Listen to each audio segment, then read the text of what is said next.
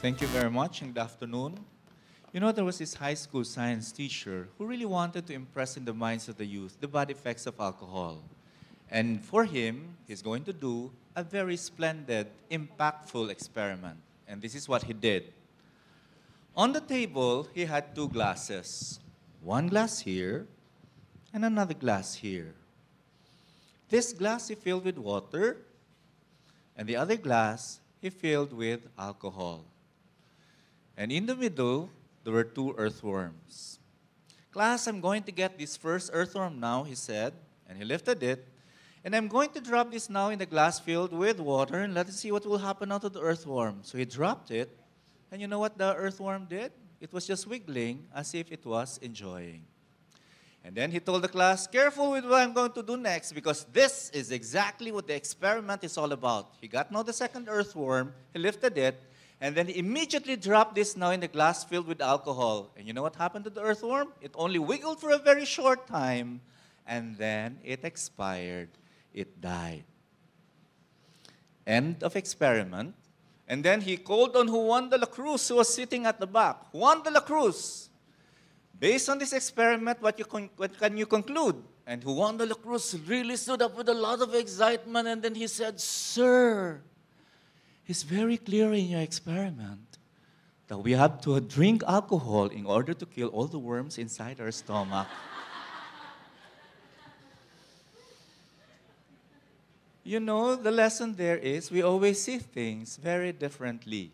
From the vantage point of the teacher, this is the best experiment I can tell my students to discourage them from taking alcohol. From your own point of view. But from the point of view of Juan de la Cruz, na nanggaling ho sa isang mabulating pamilya, sabi niya, aha, you don't have anymore to go to a drugstore and buy all those expensive branded products. All you're going to do is just go to the tindahan and buy the cheapest alcohol, which is gin, drink it, and surely it's going to kill all the worms inside of your stomach. Anyway, my topic is about how to bounce back from setbacks. Okay? And sometimes setbacks can be seen in so many facets. Is it a breakdown for you, or is it a breakthrough? Is it the end for you, or is it really an opportunity for you for a personal growth? Allow me to share a personal experience based on this particular photo which is in front of you. This happens to be the last family photo. That's my dad, that's my mom. We're three boys in the family, and I'm the second child. And they always say that the second child is the middle child. There's a 1-year difference between my brother and also myself. 1-year difference lang po, no? And then my eldest brother was really very sickly that he had to repeat grade 4. And because there's only a 1-year difference between us, we graduated together on the same day, on the same time, on the same year, March 1976. That's it. Just 1 week after our graduation, my eldest brother died of a massive asthma attack. He was just 13 years old. I was 12 years old. 4 years after, just after Christmas, December 26, 1980, my mother, at the age of 44, died of cancer. I was just 17 years old. 4 years after I just finished college, I was 20 years old, my father died of a car accident. So you will notice in my family, I was 20 then, and my youngest brother was 17 years old. There's always a death every 4 years, 1976, 1980, 1984. And since we're only two left, we're looking at each other and asking the question, what's the question? Who's next? In 1988, June 4, my youngest brother got married. End of the series of death in the family. You know, after the death of my parents, you know, there are a lot of setbacks. I would really consider that after the death of my parents, it was a life of challenges, very difficult, very, very challenging. The challenging situations came about because, you know, my brother and I lived a very comfortable life. We did not know hunger because there's always food on the table. We were housed in a very nice home. You know, we were sent to the best education in our province, in the best educational institution. At the same time, also, we had occasional summer vacations, and then we also had household help. We were really living a very comfortable and a very convenient life. All you're going to do is just ask, and then something is going to be given to you. Everything is already just given to you. After the death of my parents, it was really very difficult for us, okay? But because we do not know really life skills, what happened to us? We don't even know financial management, and I did not have a very permanent job at the time. What did we do? We started already selling properties, the remaining properties, until finally nothing was left to our own. And that was already the start of a very difficult situation. My brother decided already to get married. I was all alone, and we didn't have nothing. Little did I know that these financial difficulties has already extended to include other human dimensions in my life. Emotionally, I had a lot of issues, and that has already now gone into me. So I had to seek the counseling, I had to see a psychiatrist, I had to see a psychotherapist, all these processes that they said was going to be effective for me. But in the long run, I realized it's not it. So I was not okay financially. I was not okay also in terms of social things. And also now in terms of other dimensions, it has taken a toll on my body. But I really wanted to cope. Okay? What did I do? So I started drinking already and also smoking. I also went into relationships. And you know, in relationships, I was the #1 emotional manipulator. Well, how is that? I used my miserable situation in order not to win the sympathy and gain also the pity of other people. And once they would say, I don't like you anymore, once you're going to do, I'm going to make a lot of emotional manipulations to you. How am I going to do it? If you're going to listen, okay, you know, you have a complete set of parents, you have your mother, you have your father, go. But in my case, you know, I'm so all alone, I'm all alone, I'm all alone. So what are you going to do? They have a lot of guilt, so come back. But you know, that never really worked in the very long run of the situations. Also, to be able to support myself, also, I got several credit cards to support my whims and also my wants. Okay, but I said in the long run, this never really worked. I became more sickly. I was in the hospital. I was also now going into debts, utang, and I also now became so needy and very dependent on relationships, which were never really nurturing at all. And the worst was that I became withdrawn, I became anxious, I became so fearful, and I had suicidal ideations, I had suicidal thoughts. But deep down inside, as all these things are happening in my life, all these negativities, in the deepest recesses of my soul and in the deepest recesses of my heart, I know I have to do something about my life. I cannot just put it to waste. I really wanted to do something out of this nothingness that I'm feeling at the moment. And as the cliche goes, one day things have changed very positively. I'm in front of you now. I could really consider myself. I think I'm happier now. I'm wiser now. And I am also financially secured at the moment. And I feel also that I am also healthier now. So I was able to bounce back.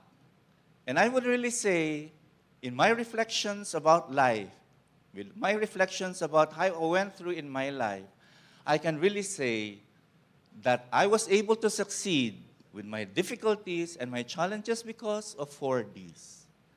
What's the first D? Decide to change positively.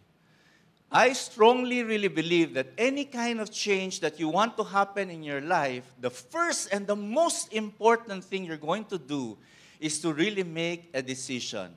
I decided to change positively. I decided to change my thoughts. I also decided to change my feeling. And I also decided now to really change my way of behavior. I decided also to let go of emotional manipulations. I also decided that I'm going to be more positive in my life. That's why I never teach.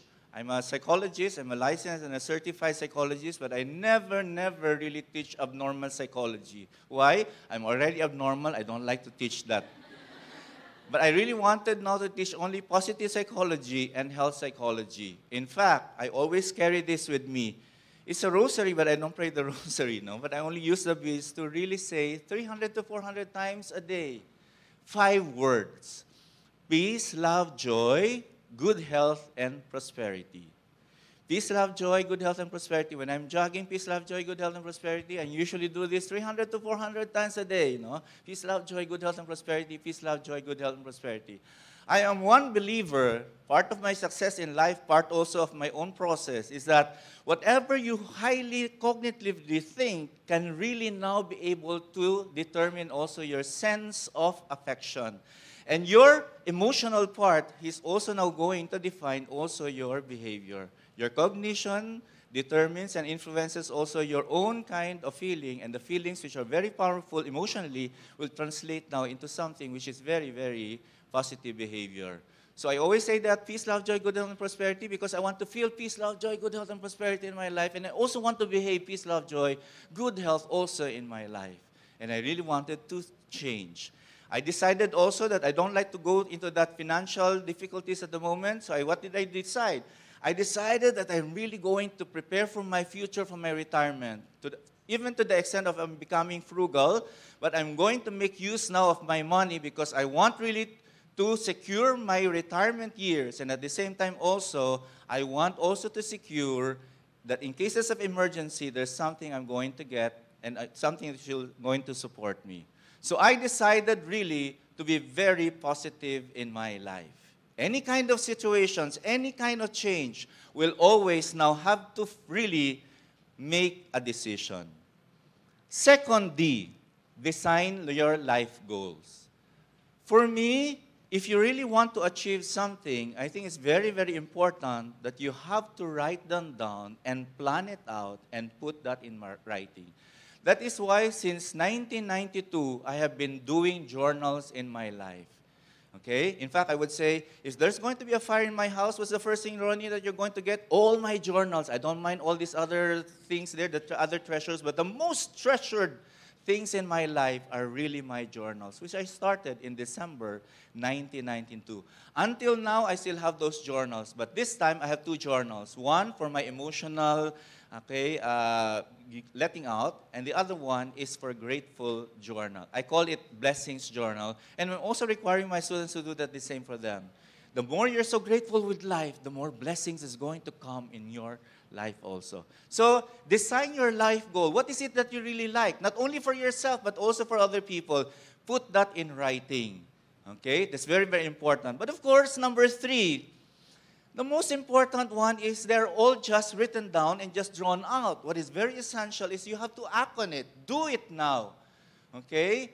I never really procrastinated anymore. I just have to do things. This is really what I really wanted to do in my life because I have defined my life only in 4 ways. I want to be happier, healthier, wiser, and hopefully soon wealthier. Okay, so this is the HHW that I'm always telling myself, healthier, happier, wiser, and also I really wanted to become wealthier in order to help other people also who have been having some difficulties in their lives. So I have had a lot of successes already. Like for example is I really strive so hard to have a PhD. And it was so difficult to earn it, but I'm able now to have it. I was able now to save and invest in some properties. Right now also, I was able now to become a speaker also, not only here and also in other areas. I also facilitate summer workshops and trainings nationally and also internationally. And above all, I think this is my greatest help also to society, is that I'm helping right now financially, okay, helping the literacy program of one of our ethnic groups in the Philippines, the Badjaus in Davao. Because I'm also from Davao, so I'm helping this group of individuals now be sent to school. They know how to read, write, and then they're able now to get their degrees eventually. That is do it now. Do not procrastinate. If you have some things in your life, do it now. You don't have to wait. Because they always say, if you really, really want to achieve something, you really have to put so much effort there. Okay? Have to be able to make sure that you're going to see the completion of your dreams and aspirations in life. And thirdly, discern regularly. Initially, I wrote there, deepen your spirituality. To discern means to pause and reflect what is really going on in your life regularly. In my case, okay, a lot of people can do this discernment in so many other ways. Some people, they call it, you have to do some recollections or retreats, or you can go into this kind of mindfulness, you can go into this meditation. But in my case, it's called prayer. Every week, I go to a very quiet chapel, and I love adoration chapels very, very much. I stay there very quiet and just now talk to this person whom we call God. My greatest learning is that indeed there is a God. My discipline previously in philosophy has introduced me also to non-theist philosophers. And you know, they have doubted God's existence. You know, they have really proven this, and they have not proven this one. But you know what? I think the concept of God is not so much really derived here. If you want to understand the Supreme Being, it's not cognitive only here. For me, God has to be experienced. And that is why I go to this weekly to a quiet chapel, and usually it's at the Ateneo Loyola Chapel. And sometimes I go to the De La Strada Chapel, Adoration, beautiful chapels. I just stay there all alone, 1 hour, 2 hours. Sometimes I would just sleep there, but sometimes it's really a conversation with God. Call it God, call it Supreme Being, it's a universal intelligence, call it by any other name. In fact, I have a name for it, positive energy, with a capital P and with a capital energy. When I sit down there for an hour or two, I feel so re-energized. I feel so very positive. It is usually at these moments when I can see where my priorities are. This is also the time for me now to really, really see my intentions. This is also the time for me now to really see what my motivations of dealing with other people are. These are precious moments that put me in the right track. These are treasured moments that check me on the posture of my spirit. This is very special for me. My goals, my decisions, and also the things that I'm going to do, I always bring it now in prayer, in my discernment. And in what way? I am not a religious person. I don't go to Mass, I don't pray the Rosary, I don't read the Bible. But I think there's other ways you can be able now to communicate with that positive energy. This is the one that provides me with so much power now. This is the kind of energy that really revitalizes me and allows me now really to become the person that I am. Through this particular positive energy, I am so much loved and feel so secured. I know that I'm so much loved by what I am and who I am. And I always crave for this weekly, the moments when I am in solitude and in quietude with this positive energy. These are my 4 lessons in life. Setbacks will always come. It's inevitable. Difficulties are going to come without you knowing it. These are external factors beyond our control. But I would really say that there will always be a bouncing back if you choose to. Thank you very much.